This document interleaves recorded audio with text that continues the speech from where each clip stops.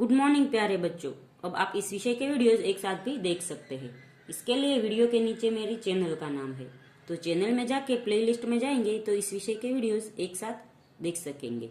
तो बच्चों, पिछले वीडियो में हम सीख रहे थे हिंदी कक्षा 8 द्वितीय सत्र का काव्य नंबर 8 तूफानों की ओर, उसका अभ्यास सीख रहे थे। अभ्यास के 4 प्रश्न किए थे, आज है 5वां प्रश्न। प्रश्न नंबर 5 है, चित्र देखकर नीचे दिए गए शब्दों की मदद से छोटी सी कहानी बनाकर वर्ग में सुनाइए। तो यह एक मेले का चित्र है, तो यह चित्र देखकर इन शब्दों का उपयोग करना है, जैसे सुबह, घर, मेला, खिलौने वाला, ढेर सारे, बच्चे, जगाना, खरीदा, खुश, मुर्गा, रात, बक्सा अने बांग। तो इससे हमें एक कहानी बनानी है। तो कहानी होगी, राहुल नाम का एक लड़का था। नाम के अनुसार ही वह स्वभाव से बहुत भोला था। एक दिन वह माँ से पैसे लेकर पास के गांव में लगे मेले में गया। साथ में उसका बड़ा भाई भी था। मेले में राहुल ने एक खिलौने वाले से के पास ढेर सारे खिलौने देखे। कई बच्चे उससे खिलौने खरीद रहे थे। राहुल ने 2 रुपये में एक मुर्गा खरीदा। उसे सुरक्षित रखने के लिए उसने मेले से एक बक्सा खरीदा। बक्से में मुर्गा रखकर दोनों भाई घर लौटे। मुर्गे के खिलौने के कारण राहुल बहुत खुश था। रात में उसने माँ से कहा, माँ, तू सवेरा होने पर मुझे मत जगाना। मुर्गा बांग देगा तो मैं आप ही जग जाऊंगा। माँ मुस्कुराई और चुप रही। सवेरा हुआ, सूरज भी निकल गया।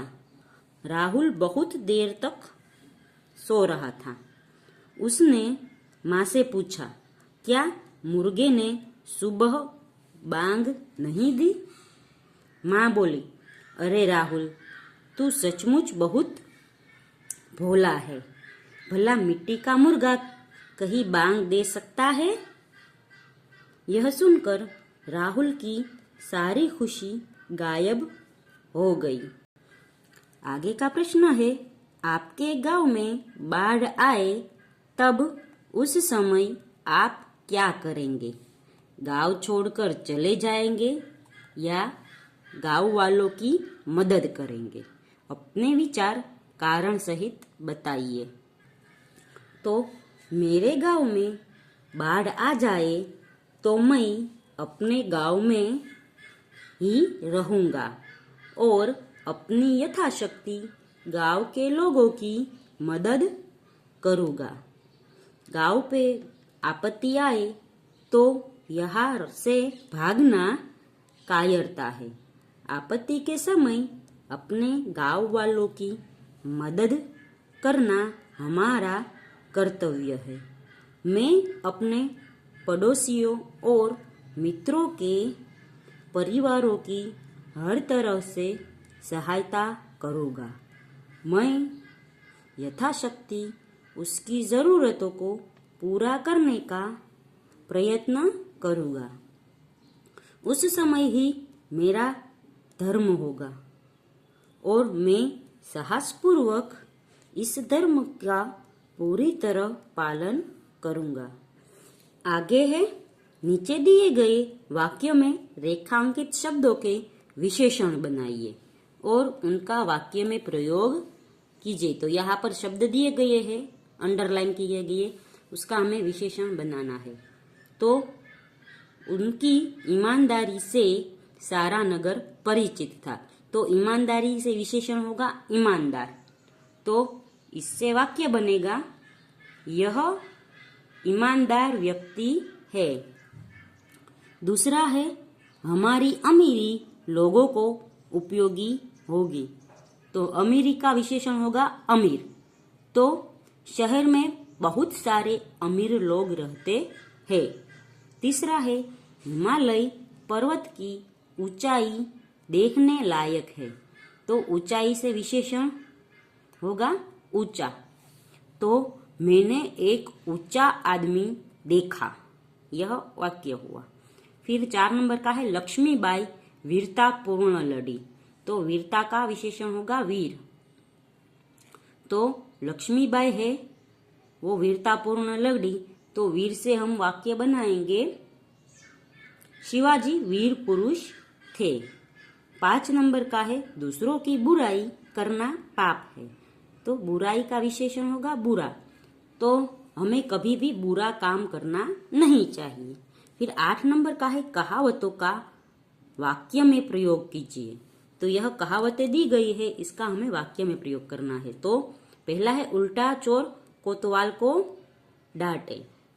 तो इससे वाक्य बनेगा गलती तुम्हारी है और दोष मुझे दे रहे हो। यह तो वही बात हुई, उल्टा चोर कोतवाल को डांटे। दूसरा है न रहेगा बांस न बजेगी बांसुरी। तो 2 भाई है वो एक चॉकलेट के लिए लड़ रहे थे। तो माँ चॉकलेट खुद खा गई और बोली ना रहेगा बांस ना बजेगी बांसुरी। फिर 3 नंबर का है 4 दिन की चांदनी फिर अंधेरी रात। तो इससे वाक्य बनेगा रामू को सिर्फ 2 महीने की नौकरी मिली थी। 2 महीने होने पर रामू ने कहा 4 दिन की चांदनी फिर अंधेरी रात। 4 नंबर का है अब पछताए होत क्या जब चिड़िया चुग गई खेत। तो रमेश ने परीक्षा के समय तैयारी नहीं की और फेल हो गया। तो उसके मित्र ने कहा अब पछताए क्या होत जब चिड़िया चुग गई खेत। तो बच्चों यहाँ पर अभ्यास खत्म होता है। अगले वीडियो में हम इस पाठ का स्वाध्याय सीखेंगे।